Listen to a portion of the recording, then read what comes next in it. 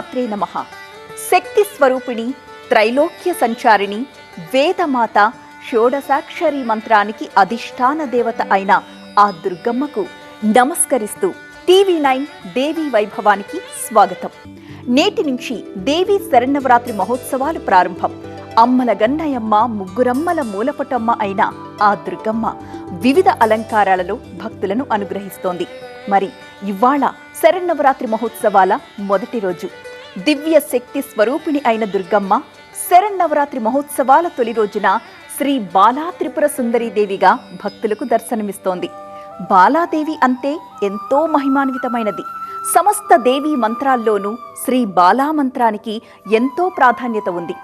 మహాత్రిపుర సుందరీదేవి నిత్యము కొలువుండే పవిత్ర శ్రీచక్రంలోని మొదటి ఆమ్నాయంలో ఉండే మొదటి దేవత శ్రీ బాలా త్రిపుర సుందరీదేవి.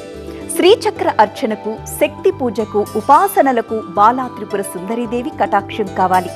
శ్రీచక్రంలోని మొదటి ఆమ్నాయంలో బాలా త్రిపుర సుందరీదేవి అధిదేవతగా పూజలందుకుంటోంది. ముందుగా బాలాదేవి అనుగ్రహం పొందితేనే ఆ మహాత్రిపుర సుందరీదేవి అనుగ్రహాన్ని మనం పొందగలం. అందుకే శ్రీ విద్యోపాసకులు ముందుగా బాలా మంత్రాన్ని ఉపదేశంగా పొందుతారు. దసరా ఉత్సవాల్లో భక్తులు ఈ బాలా త్రిపుర సుందరి అవతారంలో అమ్మవారిని దర్శించుకుంటే పూర్ణ ఫలం లభిస్తుందని పండితులు చెబుతారు.